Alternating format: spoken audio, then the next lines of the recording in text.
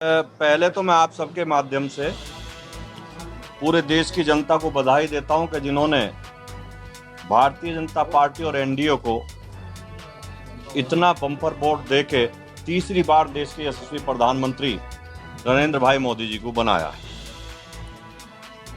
मैं आज आपको बुलाने का एक विषय था कि कल हमारी पूर्व सांसद जी ने एक प्रेस की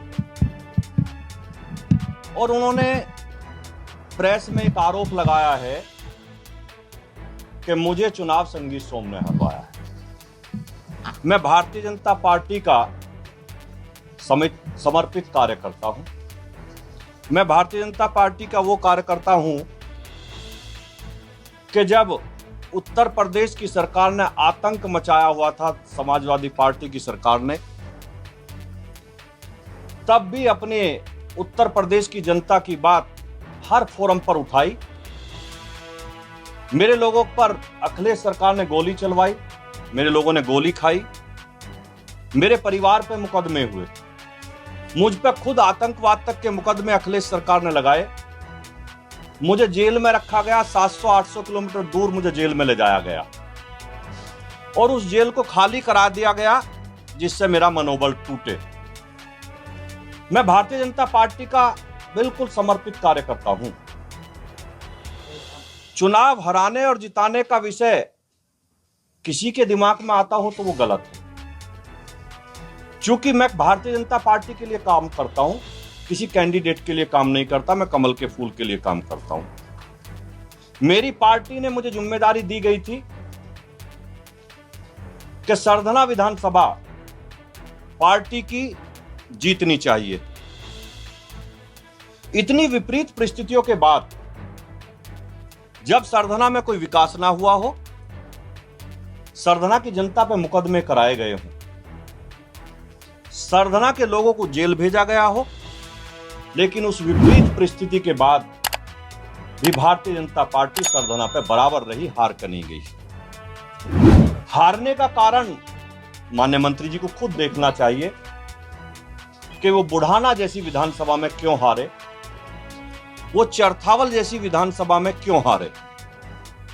हमारी वो विधानसभा है वे जिसमें वो कहते हैं कि मैंने विकास के नए आयाम रचे। हम मुजफ्फरनगर की जो माननीय बालियान जी की हमारे भाई हैं, जो उनकी घर की विधानसभा है चरथावल और बुढ़ाना, वे उन्हीं दो विधानसभाओं पे हारे। तो उन्हें चिंतन मनन ये करना चाहिए कि आखिर मैं घर की विधानसभाओं पे क्यों हारा। पार्टी के अगर वो समर्पित कार्यकर्ता हैं तो हम कार्यकर्ताओं का एक फोरम होता है। अगर किसी ने कोई गलती करी है, किसी की कोई शिकायत हमें एक दूसरे से है, तो हम अपनी पार्टी फोरम पे बात रखेंगे। पार्टी का हमारा प्रदेश नेतृत्व है, हमारा राष्ट्रीय नेतृत्व है, हम अपनी बात वहां रखेंगे, ना कि मीडिया के सामने रखेंगे। मुझे तो मीडिया के सामने इस बात के लिए आना पड़ा क्योंकि मुझ पर नाम लेकर आरोप लगाया गया। मैं भारतीय जनता पार्टी के अपने नेतृत्व से यही कहूंगा कि इस सारे विषय की जांच होनी चाहिए। मैं भी 2022 में चुनाव हारा था। कारण क्या है मैं कुछ नहीं कहूंगा, लेकिन मैंने पार्टी को अपनी बात बताई और पार्टी ने उसकी जांच की होगी या कर रही होगी। मैंने कभी भी मीडिया के सामने हार का ठीकरा किसी के सिर पर नहीं फोड़ा आके। मैं संजीव बालियान जी को भी यही सलाह देना चाहता हूं कि पार्टी के कार्यकर्ता के तरीके से आप अपनी बात रखिए, पार्टी फोरम पर रखिए, मीडिया के सामने मत रखिए, क्योंकि हम घर की लड़ाई बाहर नहीं ले जा सकते। और मैं विपरीत परिस्थितियों में, मेरी पर्सनल नाराजगी होने के बावजूद, मैंने संजीव बालियान जी को सरधना पर चुनाव नहीं हारने दिया। मैंने इतनी मेहनत करी, कार्यकर्ता लगने के लिए तैयार नहीं थे। चुनाव के दिन आपकी जानकारी के लिए मैं बता दूं, जो हमारी पार्टी के बचते गए वो भाजपा के बूथ अध्यक्ष से लेकर सपा के बूथ अध्यक्षों को दिए गए। लेकिन उस परिस्थिति में भी हम लोगों ने भारतीय जनता पार्टी को चुनाव जिताया। हर गांव में कोशिश करी कि चुनाव जीता जाए। भारतीय जनता पार्टी का कार्यकर्ता ही चुनाव जिताएगा, ना कि समाजवादी पार्टी का कार्यकर्ता चुनाव जिताएगा।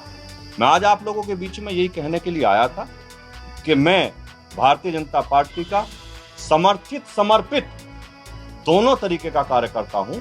मैं अपनी पार्टी के लिए दिन रात जी जान से मेहनत करता हूं और वो हमेशा करता रहूंगा। हार जो है भीतरघात की वजह से हुई और विभीषण बताया जा रहा है कि पार्टी के अंदर विभीषण मौजूद है। वो विभीषण किसे कह रहे हैं? अब ये तो आपको संजीव बालियान जी से पूछना पड़ेगा कि वो विभीषण किसे कह रहे हैं। अंतरकलह की बात हो रही है, शिखंडी जैसे शब्दों का प्रयोग हो रहा है, कितना जायज मानते हैं? मेरे माँ बाप ने मुझे ऐसे संस्कार नहीं दिए कि मैं किसी के खिलाफ इस तरीके की अनर्गल बात करूं, किसी को शिखंडी कहूं, किसी को विभीषण कहूं। मैं केवल इतना कहना चाहता हूं कि मेरे माँ बाप ने मुझे ऐसे संस्कार दिए हैं कि मैं किसी के बारे में खराब शब्द ना बोलूं। बालियान कह रहा है मेरा पानी उतरते देख किनारे पर अपना घर मत बना लेना, तो लौट कर फिर आऊंगा। ये तो उन्हीं से पूछिए कि वो क्या कहना चाहते हैं। लेकिन पत्थर पे सिर पटक के कुछ नहीं होता, पत्थर पे सिर पटक के कुछ नहीं होता। समंदर को वापस आना नहीं आना वो उसे पता होगा। अच्छा सर, एक बात थी, साहब आपने जैसे कहा कि कोई भी अगर बात की तो उसे पार्टी फोरम में रखना चाहिए, तो आपने भी एक कमेंट बड़ा ओपन में किया था कि उनका स्तर इस लायक नहीं है कि मेरे से बात कर सके। तो आपने मेरा वो बयान सुना होगा, शायद आपने ये बात नोट नहीं करी होगी कि मैंने वो बयान कब दिया था। उन्होंने 2 दिन पहले कहा था कि संगी सोम विनाश की राजनीति करते हैं। मैं कभी विनाश की राजनीति नहीं करता, मैं विकास